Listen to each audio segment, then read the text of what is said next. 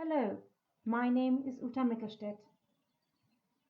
I have a BSc and an MSc in homeopathic medicine from the University of Central Lancashire in the UK, and I will be presenting on the topic of the vital force.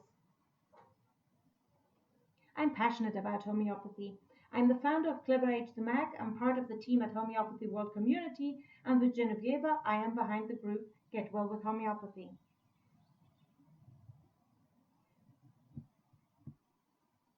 For both my BSc and MSc theses, I investigated the efficacy of homeopathy in the treatment of sports injuries.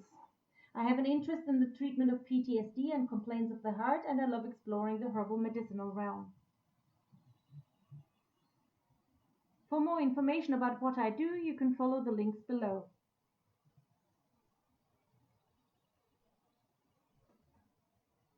Before I go on to talk about the vital force, I'd like to give a short introduction of what homeopathy actually is. So what is homeopathy?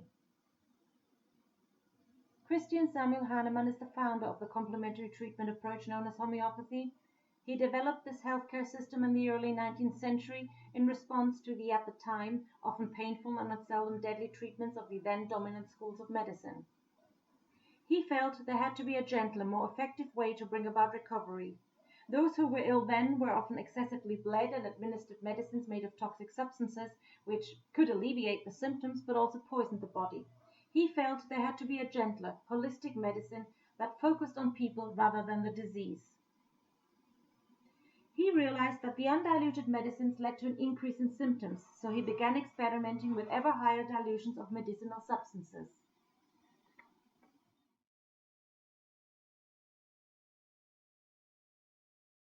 This ultra-high dilution that he developed establishes the homeopathically effective quality of the medicinal substance, removes the toxicity, makes the action gentle, and increases the effect.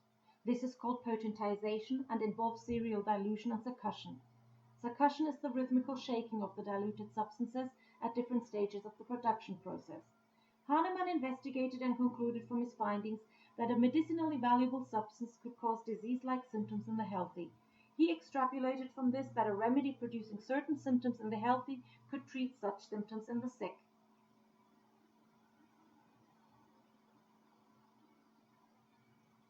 For example, when cutting onions, one is likely to get runny eyes and a sniffy nose. Following the homeopathic principle, therefore, a remedy made from the onion can be used to treat hay fever that produces such similar symptoms. Likewise, coffee that is stimulating and causes sleeplessness can do the opposite as a remedy. It can treat insomnia and nervous excitement. Homeopathy enjoys worldwide popularity. In Europe alone, approximately 100 million people use homeopathy, and according to the World Health Organization, over 500 million people rely on homeopathy worldwide. Next to conventional medicine, it is the second most used system of medicine in the world.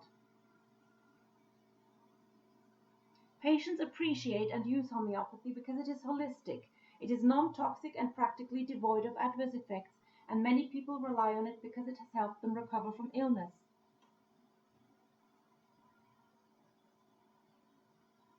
However, at the very foundation of this gentle healing approach lies another controversial principle that is often reason for critique and rejection of homeopathy.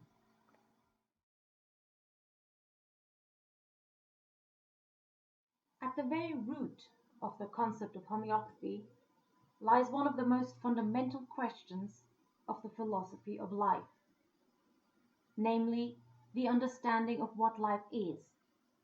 This is the most important and probably the most controversially discussed topic.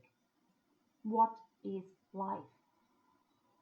What is it that gives life to us, humans, animals, plants? What is it that enlivens our bodies and makes them alive?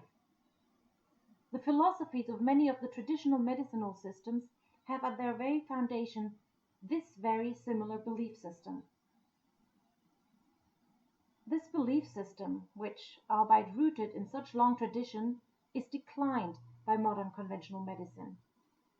This thing that gives life, in homeopathy, is termed the vital force.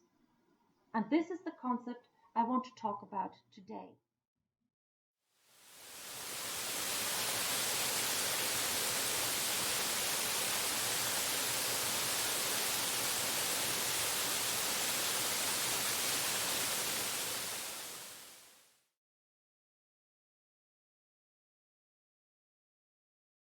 force is also referred to as spirit, ki, kundalini, prana, vital energy, dynamis, anima, or archeus. Science has brought great advancements, yet all research has not brought us one step closer in the question of the origin of life. You will see below how this quote holds true.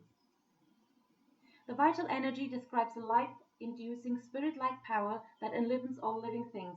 Without this energy, the material body is unable to function, life is not possible. This energy is instinctive. The purpose of the vital force is to keep an equilibrium in the healthy organism. According to the homeopathic understanding of health and disease, an organism is sick if the vital force is in disequilibrium. 97 cultures throughout all time had or have a vital energy enlivening the body manifest as foundational principle in their philosophies of life. In the tradition of these cultures, this force explains and nurtures their understanding of life, illness, and cure.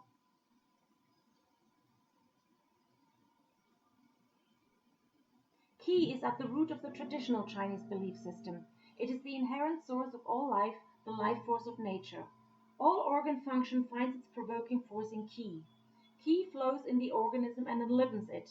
It is this immaterial energy that breathes life into the otherwise lifeless material organism. Kundalini is the universal life force that gives life to all function of the living body in the traditional Indian philosophy. It is also known as prana. It is the energy that animates the body and enlivens the mind.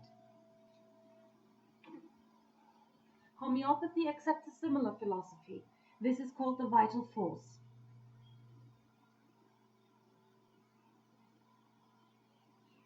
This timeline shows how much longer the vital force has been accepted and found to be true, and how young conventional medicine in comparison is.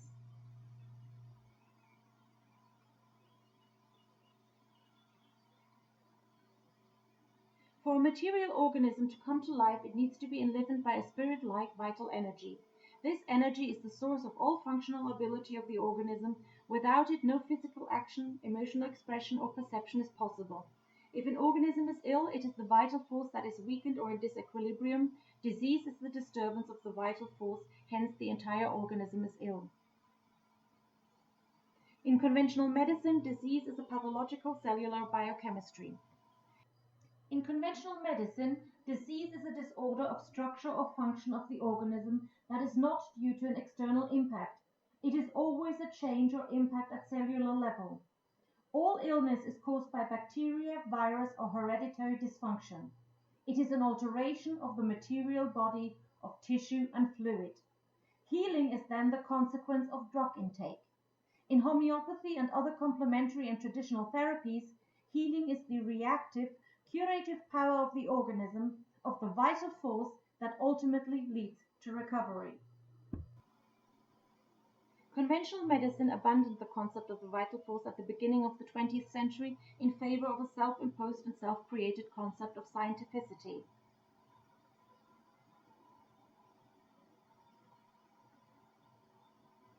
The vital force does not belong to the belief system of science.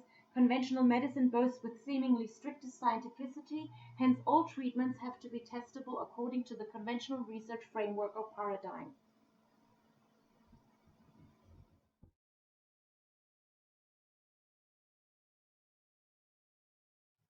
The vital force, albeit not the only principle over which supporters and critics clash when discussing the science of homeopathy, is one of the greatest stumbling blocks of homeopathy, and potentially one modern science could fall over to, should proof of the existence of this energetic principle be found, and the existing medical paradigm be found flawed on account of its dismissal.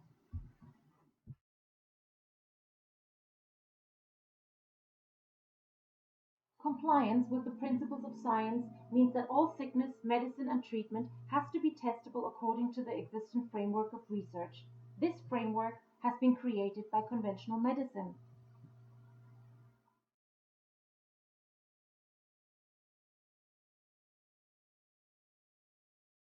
Such testing in this predominant paradigm must identify a causal influence that creates the disease and must propose an effective curative. Only then is a therapeutic approach considered scientifically acceptable.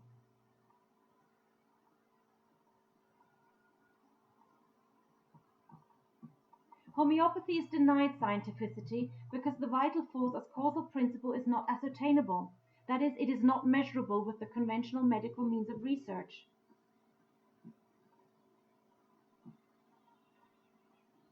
Homeopathy is not compliant with the existing paradigm.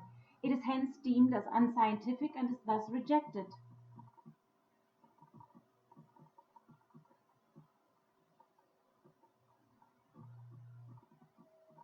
Homeopathy cannot be found to be scientific, as per the standards of conventional medicine. But does this mean that it doesn't work?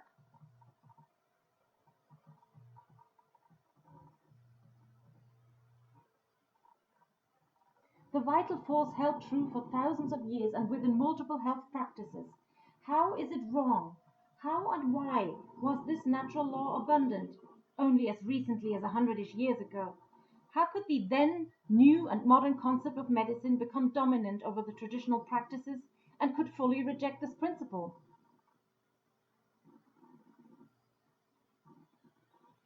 What is the consequence of the rejection of the vital force? What if this rejection biased the conventional medicinal concept at the root? What if this has corrupted all research? What impact has this had on the understanding of disease, treatment, and cure? Where would medicine and research stand today had the vital force been considered and had it been thoroughly investigated? What was true and accepted for so long and had significant impact on many ancient and traditional healthcare systems could, so one may be led to believe, be considered as tried and proven. One can only imagine where conventional medicine would stand today if its treatments, testing tools, and scientific framework had taken the vital force into consideration. Research is documenting only the life concomitant chemical and physical processes and changes, but not life itself. It is difficult to accept and acknowledge that the immensely complicated and complex structure of the human organism, with its expansive number of cells, molecules, atoms, and their manifold interactions, does not involve a system or higher order that is governing and has constructed this material complex that is the body. A coincidental accumulation of such an intelligent structure as the human body? It is very likely that there is an entire energetic sphere of unimaginable complication that is created, is maintaining and operating this material structure.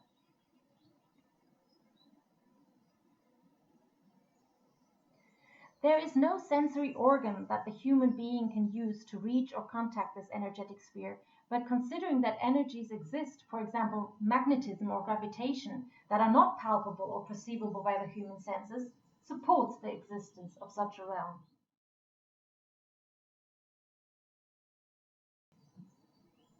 Science has led to great advancements where material events of the material organism are concerned. The actual cause of illness or health has not been identified yet. This has and is raising questions.